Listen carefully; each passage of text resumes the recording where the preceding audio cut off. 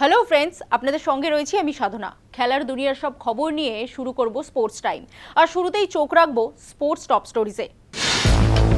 মোহনবাগানের অনুশীলনে মিগুয়েল ও ম্যাকলারেন। ব্রাজিলিয়ানের জন্য 10 নম্বর জার্সি বরাদ্দ বাগানের। জামশেদপুরকে সিদ্ধান্ত পুনর্বিবেচনার আর্জি কল্যাণের।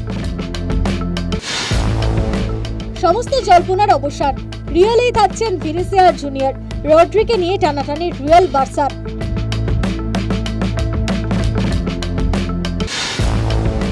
শ্রীলঙ্কার বিরুদ্ধে প্রথম টেস্টের আগে উদ্বেগ ভারতীয় শিবিরে। অনুশীলনে চোট শুভমান গিলের, ছিটকে গেলেন প্রস্তুতি ম্যাচ থেকে।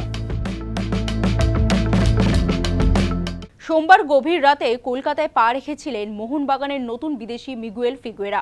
বৃহস্পতিবার দলের সঙ্গে অনুশীলনে নেমে পড়লেন তিনি। ব্রাজিলিয়ানের পাশাপাশি অনুশীলনে যোগ দিলেন অজি ফুটবলার জেমি ম্যাকলারেনও। প্রথম দিন বল পায়ে হালকা অনুশীলন করলেন ইস্ট বেঙ্গলের প্রাক্তনী। জানা গিয়েছে 10 নম্বর জার্সি গায়ে মাঠে নামবেন মিগুয়েল। ইস্ট বেঙ্গলে 8 নম্বর জার্সি গায়ে খেলতেন। আগামী 10ই আগস্ট ডুরান্ডের সবুজ মেরুনের প্রতিপক্ষ সিআইএসএফ। এই ম্যাচে কি মিগুয়েল এবং ম্যাকলারেনকে প্রথম একাদশে রাখবেন কোচ প্যানজিওটিস দিমেলবেরিস? সেদিকে নজর সবুজ মেরুন সমর্থকদের। আসন্ন অনূর্ধ্ব 19 বিশ্বকাপে ভারতীয় দলের ম্যানেজার হিসেবে নাম ঘোষণা করা হয়েছিল মিনার্ভা এফসির কর্ণধার রঞ্জিত বাজাজের। কিন্তু ভারতীয় ফুটবল ফেডারেশনের সিদ্ধান্ত খারিজ করে দিলেন তিনি। দায়িত্ব নিতে যে তিনি নারাজ তা জানিয়ে দিয়েছেন। কেন সরে দাঁড়ালেন? মিনার্ভা এফসির কর্ণধার জানিয়েছেন তাকে না জানিয়ে ম্যানেজার হিসেবে নাম ঘোষণা করা হয়েছিল, যা অপেশাদারী মনোভাব বলে তিনি মনে করছেন। তাই ম্যানেজারের দায়িত্ব নিতে নারাজ বলে জানান তিনি। বিশেষ কারণ দেখিয়ে আগামী আইএসএল থেকে সরে দাঁড়িয়েছে জামশেদপুর এফসি, যা ভারতের ফুটবলের জন্য ভালো বিজ্ঞাপন নয় বলে মনে করছে ফুটবল মহল। সিদ্ধান্ত পুনর্বিবেচনার জন্য এবার আসরে নামলেন ভারতীয় ফুটবল ফেডারেশনের সভাপতি কল্যাণ চৌবে। চরম সিদ্ধান্ত থেকে সরে আসার জন্য টাটা গোষ্ঠীর প্রতি আবেদন জানিয়েছেন তিনি। কল্যাণের মতে, দেশের শীর্ষ লিগে টাটার মতো ঐতিহ্যবাহী প্রতিষ্ঠানের উপস্থিতি দেশের স্বার্থেই অত্যন্ত গুরুত্বপূর্ণ। চেক বাউন্সের জেরে মোহামেডান ক্লাবের সভাপতির পদ থেকে সরিয়ে দেওয়া হয়েছে বিধায়ক হুমায়ুন কবিরকে। নতুন প্রেসিডেন্টের নাম ঘোষণা করল ক্লাব কর্তৃপক্ষ। হুমায়ুনের স্থলাভিষিক্ত হলেন গজল উস জাফর। সাদা কালো কার্যনির্বাহী কমিটি জানিয়েছে, আর্থিক সংকটের সময় গজল উস জাফর আর্থিক সাহায্য করেছেন, আর এজন্য নতুন সভাপতির প্রতি জানানো হয়েছে কৃতজ্ঞতা। অন্যদিকে নতুন সভাপতি জানিয়েছেন, ক্লাবের আর্থিক ভিত শক্তিশালী করা তার একমাত্র লক্ষ্য। সেই সঙ্গে দীর্ঘমেয়াদী উন্নয়ন নিশ্চিত করার দিয়েছেন বার্তা। নতুন মরশুমে রিয়াল মাদ্রিদের জার্সি গায়ে আদেও ভিনিসিয়াস জুনিয়রকে খেলতে দেখা যাবে কিনা কয়েক মাস ধরে চলছিল জল্পনা। ইউরোপের একাধিক ক্লাব ভিনিকে নিয়ে আগ্রহ প্রকাশ করেছে বলে খবর ভেসে বেরোচ্ছিল। অবশেষে সেই গুঞ্জনে জল ঢাললেন ব্রাজিলিয়ান তারকা। রিয়ালের সঙ্গে নতুন করে চুক্তিবদ্ধ হলেন তিনি। জানিয়ে দিয়েছেন ক্লাব ফুটবলে তার ঠিকানা পরিবর্তন হচ্ছে না। আগামী 2032 সাল পর্যন্ত রিয়ালের জার্সি গায়ে খেলতে দেখা যাবে তাকে। ভিনির চুক্তিতে স্বস্তির নিঃশ্বাস ফেলেছেন রিয়াল সমর্থকেরা। চলতি মরশুমে স্পেনের তারকা ফুটবলার রদ্রিকে সই করানো নিয়ে আসরে নেমে পড়ল দুই স্প্যানিশ ক্লাব রিয়াল মাদ্রিদ এবং বার্সেলোনা।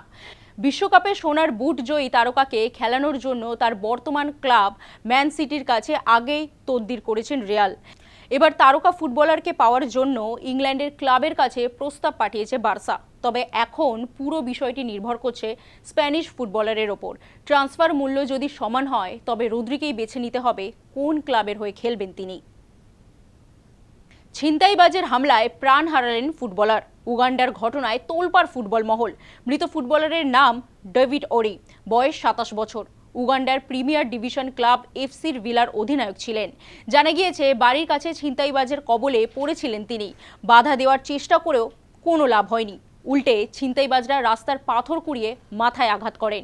গুরুতর জখম অবস্থায় হাসপাতালে নিয়ে যাওয়া হলে শেষ রক্ষা হয়নি। শ্রীলঙ্কার বিরুদ্ধে প্রথম টেস্টে নামার আগে উদ্বেগ বাড়ল ভারতীয় শিবিরে। অনুশীলনে চোট পেলেন অধিনায়ক শুভমান গিল। আগামী 15ই আগস্ট প্রথম টেস্ট। তার আগে শুক্রবার 3 দিনের একটি প্রস্তুতি ম্যাচ খেলছে ভারত। চোটের জন্য প্রস্তুতি ম্যাচ থেকে ছিটকে গিয়েছেন ভারতীয় অধিনায়ক। যদিও বিসিসিআই জানিয়েছে গিলের চোট গুরুতর নয়। সতর্কতা হিসেবে প্রস্তুতি ম্যাচে বিশ্রাম দেওয়া হয়েছে।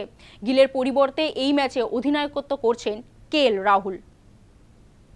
কোচ হিসেবে গৌতম গম্ভীরের জমানায় ভারতীয় ক্রিকেট দলের টেস্ট পারফরমেন্স বেশ খারাপ। পরপর টেস্ট সিরিজ হারতে হয়েছে। বিশ্ব টেস্ট চ্যাম্পিয়নশিপের ফাইনালে খেলার জন্য শুভমান গিলদের সামনে রয়েছে একটা শর্ত, বাকি 9 টেস্টের মধ্যে জিততে হবে 7টিতে। কাজটা যে খুব সহজ হবে না ভালোই জানেন শুভমান গিলদের হেড স্যার। বর্তমানে 2 ম্যাচের টেস্ট সিরিজে খেলতে শ্রীলঙ্কায় গিয়েছে টিম ইন্ডিয়া। দ্বীপরাষ্ট্রে ভারতের সাফল্য খুব একটা হাহামরি নয়। এই সিরিজে হারলে আসন যে টলমল করবে তা জানেন গম্ভীর, তাই খুব সতর্ক। জেতার ব্যাপারে আশাবাদী তিনি, সেই সঙ্গে দিয়েছেন হুঙ্কার। এই সিরিজে তার টিম সব প্রশ্নের উত্তর দেবে বলে জানিয়েছেন।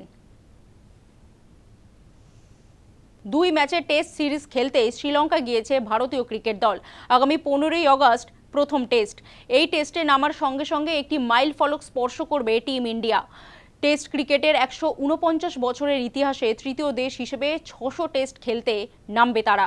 ভারতের আগে নাম রয়েছে ইংল্যান্ড এবং অস্ট্রেলিয়ার। সবচেয়ে বেশি টেস্ট খেলেছে ইংল্যান্ড। ব্যাডমিন্টনে কোরিয়া মাস্টার্সে মহিলাদের সিঙ্গেলসে কোয়ার্টার ফাইনালে উঠেও শেষ রক্ষা হলো না ভারতের তানভি শর্মার। হাড্ডাহাড্ডি লড়াইয়ের পর হেরে গেলেন স্বদেশীয় রক্ষিতা রামরাজের কাছে। ম্যাচের ফল 21-18, 19-21 এবং 18-21। 3 ম্যাচের প্রথম গেম সহজে জিতে নেয় তানভি, কিন্তু দ্বিতীয় ও তৃতীয় গেমে লড়াই করেও হেরে যান। সেই সঙ্গে শেষ হলো কোরিয়ার মাস্টার্সের অভিযান।